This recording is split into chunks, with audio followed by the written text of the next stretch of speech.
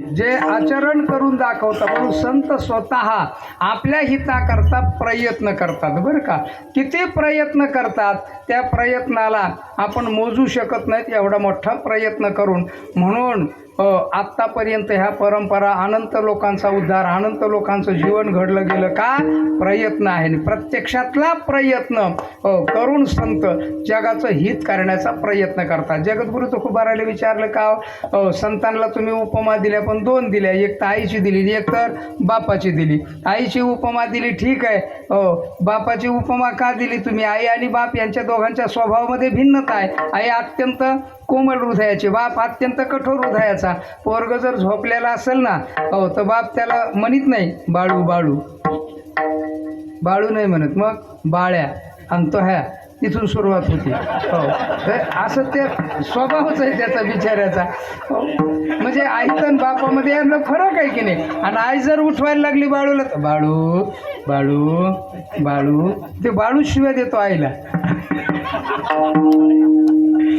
तरी सुद्धा त्याला गोड वाटतं बरं का, आईला गोड वाटतं. गपचूप बसते ती, शांत राहतील तरी सुद्धा उठवण्याचा प्रयत्न करतं. म्हणजे आईचा कोमल स्वभाव आहे आणि वडिलाचा कठोर स्वभाव आहे. आणि तरी सुद्धा दोन उपमा तुम्ही संतांना दिल्या. असं नाही केलं की तुकाराम महाराजांना बापाची दिली आणि ज्ञानोबारांना आईची दिली, असं आहे का? नाही. सकल संतांना जे जे संत जगाचं हित वाहतात त्या त्या सगळ्या संतांना काय उपमा दिली तर माय आणि बाप अशी दिलेली आहे बरं का. अर्थात या दोन उपमा विभिन्न स्वरूपाच्या, विभिन्न प्रकृतीच्या, विभिन्न स्वरूपाच्या, स्वभावाच्या अशा दोन उपमा दिल्या. कारण काय हो महाराज? जगद्गुरु तुकोबाराय सांगतात त्याचं कारण असं आहे बरं का. बरेच कारण असे सांगता येतील आपल्याला, पण प्रमुख कारण मला जे सुचलं ते मी सांगतो बरं का. काय गंमत अशी आहे की स्त्री हृदय अत्यंत कोमल असतं. काय असतं? कोमल असतं बरं का. म्हणून इतकं कोमल असतं, शेजारच्या घराच्या पलीकडच्या घरातला माणूस मेला तरी सुद्धा ह्या बाईच्या डोळ्याला पाणी येतं. शेजारच्या घराच्या पलीकडच्या घरातलं बरं का, तरी सुद्धा हिच्या काय डोळ्याला हे कोमल हृदय आहे की नाही. आणि आपल्या घरातलं मेलं तरी सुद्धा ज्याच्या डोळ्याला पाणी येत नाही त्याला काय म्हणायचं? बाप. हे कठोर हृदय आहे की नाही. एवढं अंतर आहे. म्हणजे इतकं कोमल हृदय आहे आणि इतकं कठोर हृदय आहे. अर्थात एवढं कठोरता आणि इतकी कोमलता, जी कोमलता आहे ना ती भक्तीमध्ये लागते. कशात लागते? भक्तीमध्ये लागते बरं का. कोमलता भक्तीमध्ये. म्हणून तुम्ही जर पुरुषी हृदय घेऊन भक्तीमध्ये पदार्पण केलं ना तर तुमच्या अंतःकरणामध्ये भक्तीचा पाहणा तेवढा हे होणार नाही. म्हणून उदाहरण देताना पहा, नारद महर्षींनी सुद्धा यथाव्रज गोपिकानाम हेच उदाहरण दिलं. का? भक्तीच्या बाब सात्वास्मिन परमप्रेम रूपा या पूर्ण सूत्राची पूर्ण स्थिती या उदाहरणाने सिद्ध होऊन जाती. अशा प्रकारचं उदाहरण म्हणजे गोपिकांचं दिलं. म्हणजे गोपीभाव अंतःकरणात आला की प्रेम आपोआप परमात्म्याचं उपभोगता येतं. म्हणजे सगुण साकार परमात्म्याच्या संबंधामध्ये प्रेम लक्षणात्मक भाव उपभोगण्याकरता ही गोष्ट जरुरीची आहे. म्हणून तर जगद्गुरु तुकोबाराय सांगतात संत भक्तीचं आचरण करून लोकांना भक्ती शिकवतात. म्हणून तर प्रेम लक्षणात्मक वृत्तीच्या भक्तीची शिकवण देतात. म्हणून मी संतांना माय शब्दाचा प्रयोग केला. वा, अत्यंत छान बरं का. ठीक आहे. भक्तीची शिकवण देतात, प्रेम लक्षणात्मक भाव तो उपभोगावा लागतो. त्याद्वारा अष्टसात्विक भाव, सगुण साकार परमात्म्याचं दर्शन, अनंत गोष्टी यामध्ये आल्या आणि हे सगळं शिकवतात. म्हणून त्यांना तुम्ही माय शब्दाचा प्रयोग केला. बरोबर आहे. पण आता बाप शब्दाचा प्रयोग का? त्याचं कारण आहे, बापाचं हृदय असतं कठोर बरं का. कसं असतं? कठोर असतं. तुम्ही पहा, जर पोरांनी पास नीट नाही झालं ना, पास नीट नाही झालं म्हणजे नापास झालं असं त्याचा अर्थ आहे. हो. नीट पास कसं होईल? नापास झालं तर बापाला इतका राग येतो, इतका राग येतो. ते आईला सांगते, ह्या बघ याला जर जेवायला दिलं ना तर तुला सोड चिठ्ठी. एवढं खवळतो. म्हणजे पोराला जर जेवायला देशील आता तर तुला सोड चिठ्ठी, ध्यानात ठेव, घटस्फोट होईल आपला. इतका रागवतो तो. हो, ते पोरं झाल्यावर इतका रागवतो तो, इतकं त्याचं हृदय. आणि जेवायला देऊ देत नाही ना महाराज, 1 दिवस 2 दिवस जेवूच देत नाही. पण आई आहे ना, बाप बाहेर गेला की पोराला जेव घालत असते. जेव घालून सांगती, तो बाप यायच्या अगोदर जा, तो मी येईल, जा. हो, म्हणजे ती प्रसंगी मुलाच्या प्रेमाकरता बापाला यम सुद्धा म्हणते, म्हणजे एवढं कठोर हृदय असतं बापाचं बरं का. आता गंमत अशी आहे की आता ज्या वेळेला जगन्मिथ्यात्वाचा सिद्धांत आपल्याला अपेक्षित असतो ना, त्यावेळेला पहिल्यांदा विरक्ती नितांत गरजेची असते. काय असते? विरक्ती. विरक्ती ही कठोर असते. कशी असते? कठोर असते.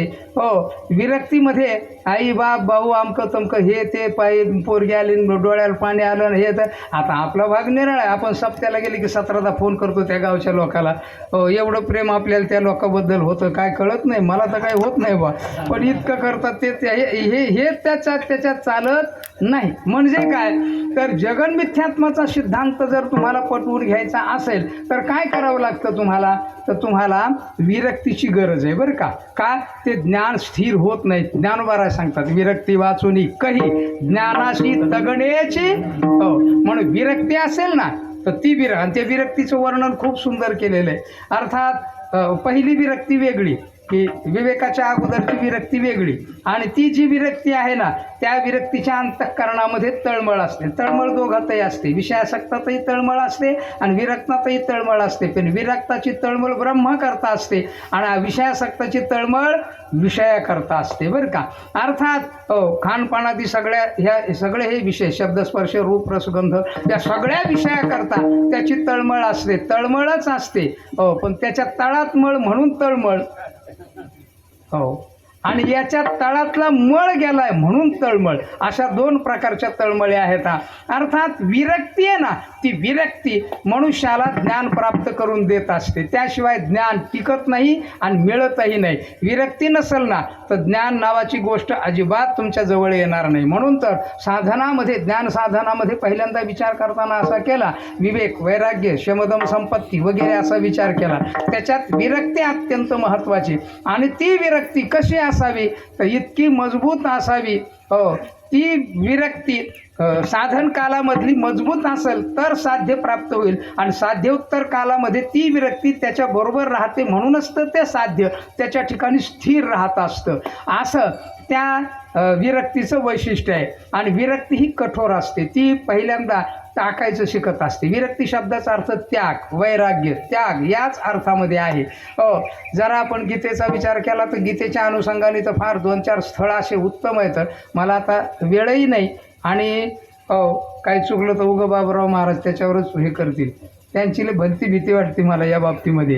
हो, अर्थात काही चुकलं म्हणजे सगळं कीर्तन चुकीचंच आहे त्यांच्या दृष्टिकोनातून आपलं, पण तरीसुद्धा मला आत्ता वेळ नाही ही जास्त महत्त्वाची गोष्ट आहे. विठाला विठाला.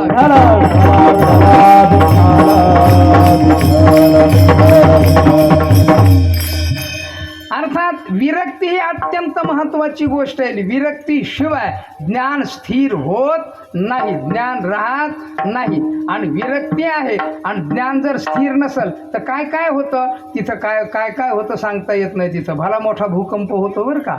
एक तर क्रोध वाढतो, इतका क्रोध वाढतो. ज्ञान स्थिर न झालेल्या व्यक्तीचा क्रोध इतका वाढतो. हो, आता इतका त्या क्रोधाचं जर बघितलं ना आपण तर तुमच्या लक्षात येईल असे माणसं मी बघितलेले आहेत बरं का. हो, आत्ता वर्तमान कालामध्ये तुम्हाला कोण माणसं बघायला भेटले तर, पण मी असे माणसं बघितलेले आहेत. हो, त्यांची विरक्ती लोकाला ताप. गंमत आहे की नाही. हो, विरक्ती ती ज्ञानविरहित विरक्ती आहे बरं का. कशी विरक्ती आहे ती? ज्ञान स्थिर झालेली विरक्ती आहे ना, ती अत्यंत महत्त्वाची विरक्ती असते बरं का. आता स्थिर ज्ञान झालेल्या विरक्तीचं काय लक्षण आहे? ज्ञानोबारांनी खूप सुंदर चिंतन केले. ज्ञानोबारा सांगतात, जया निजलेया ते उपाशी वैराग्य का, हे लक्षण आहे बरं का त्याचं. म्हणजे परिपूर्ण संताचं लक्षण करताना ज्ञानोबारांनी बोललेलं आहे.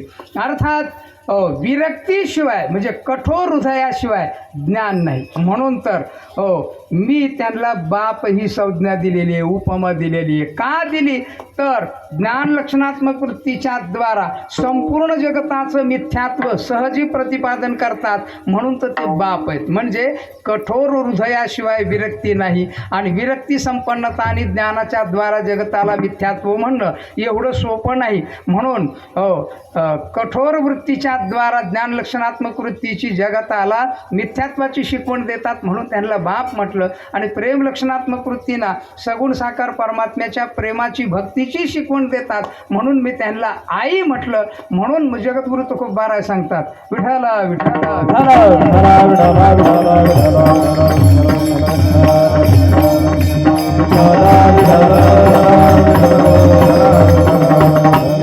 माय बाप. हो, आता पुढे शब्द कृपावंत. कृपा शब्दाचा अर्थ आहे एक अत्यंत अलौकिक शक्ती. किती कृपा शक्तीच संत हे व्यक्तित्व निर्माण होण्याकरता कारण आहे बरं का. गंमत असे त्या कृपार्णव अंतःकरण वृत्तीमध्येच जे प्रतिबिंब असतं ना, त्यालाच तर संत शब्दाचा प्रयोग केला जातो. म्हणून ते संत या संपूर्ण जगाकरता ते कृपावंत आहेत बरं का, म्हणूनच संत आहेत. अर्थात तुम्ही संत माय बाप कृपावंत.